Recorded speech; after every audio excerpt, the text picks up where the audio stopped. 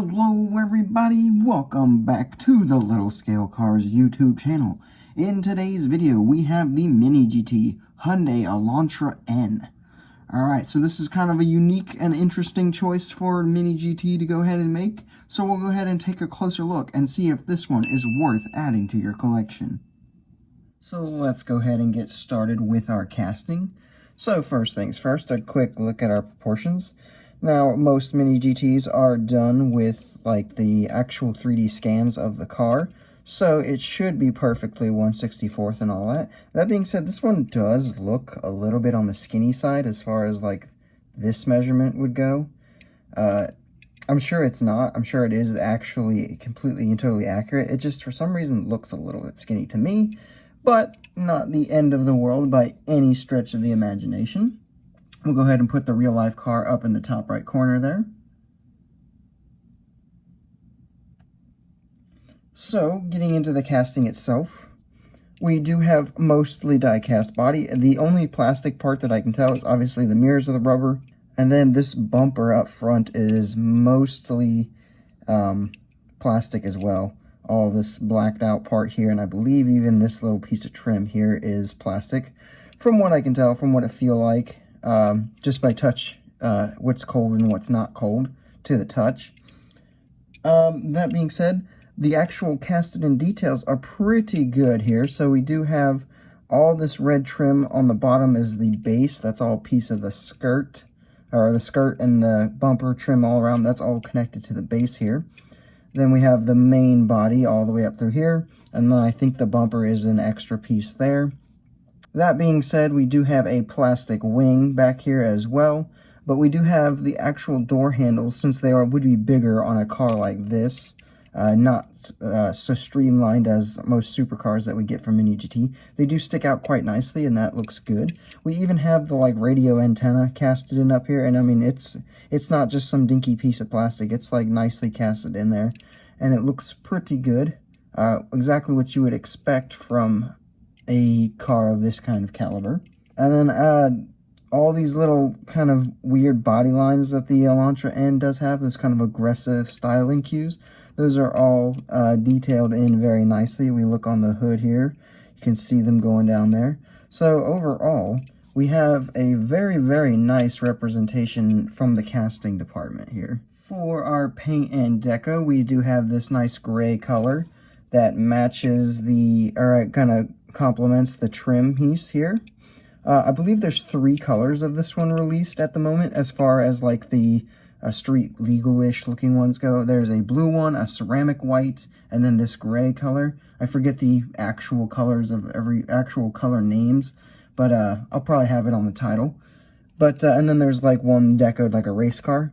I will say of the 3, like the blue one and the ceramic white one, I will say that this one is probably my least favorite just from the pictures. But this is a real-life color, and it does match the real-life car pretty well. And the kind of red highlights going around the whole thing does look really nice with it as well. As far as our details go, so up front, we do have our headlights as little inserts there. We do get a Hyundai logo shining nicely there. We even have a little N logo there as well. All of our grille pieces are detailed very nicely. Lots of meshing where you would want it to be on all the little grille pieces. If we make our way down to the side, it is quite hard to tell, but there is an N logo there as well, which looks good. And then this little bit here has got some meshing on it as well, which looks really nice. The windows are trimmed out throughout the entire thing. If we come back here to the tail, this tail light section is all one big piece, and it is a plastic insert, which does look very nice. As you can see, we do have Elantra spelled out across the back. We even have the little N logo there, and there's also a Hyundai logo up there. So all of that looks good. All of this section here from the black is, this is all a piece of the base, and as you can see, the exhaust comes out of the base there and looks good. It is painted, which is very nice to see. And then when we look in the interior, you can see the interior is actually quite detailed as well. All the kind of dash trimmings and stuff like that, all good. The steering wheel's even got a lot of detailing on it as well. In the back here, you can see the kind of stereo system inside, which looks fantastic. The 3 seats in the back there, the headrests all poking up. So from what you can see on the interior is detailed fantastically. And then we also have these rims that match the real-life car perfectly as well. So overall, you do get quite a lot of details packed into this thing.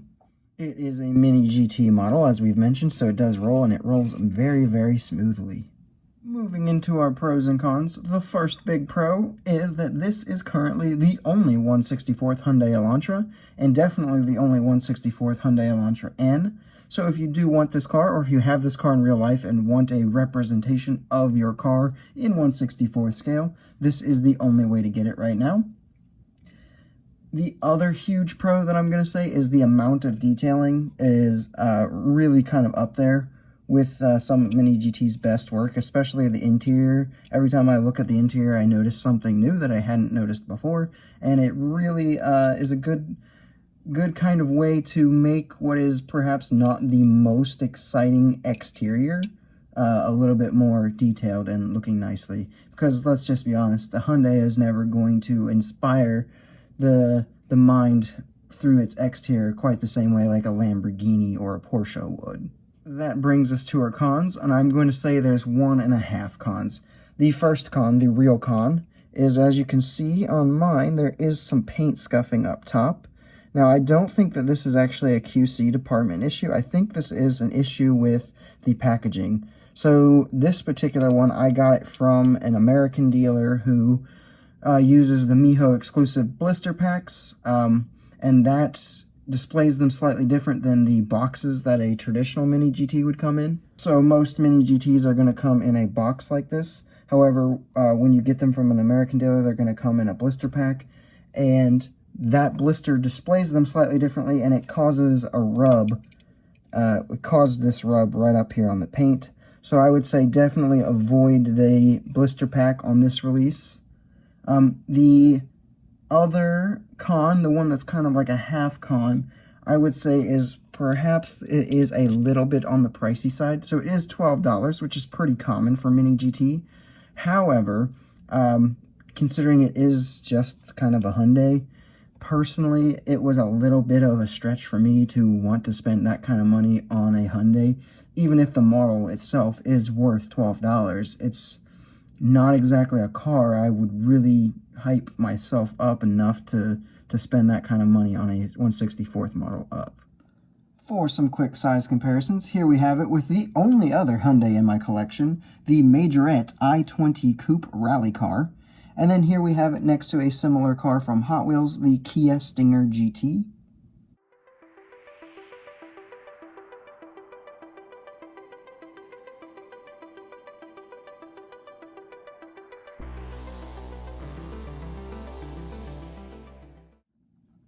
And then here we have it with some other fast sedans you might have in your collection, with the Maisto Audi A6 and the Matchbox Alfa Romeo Giulia.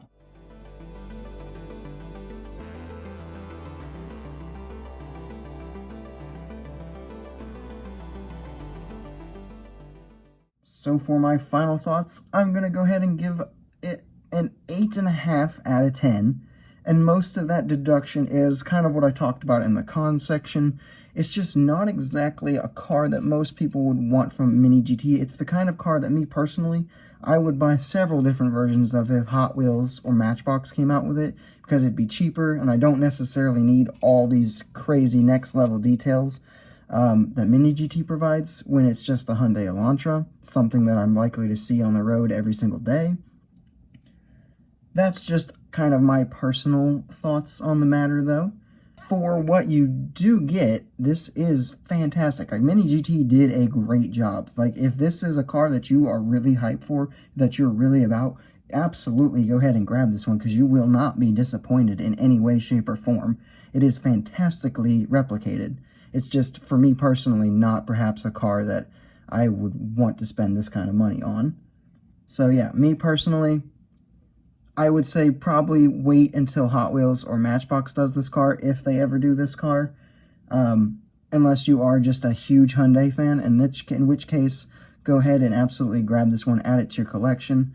As far as it goes, though, I would even say perhaps get the blue one or the ceramic white one. I think those colors pop a little bit better than this one.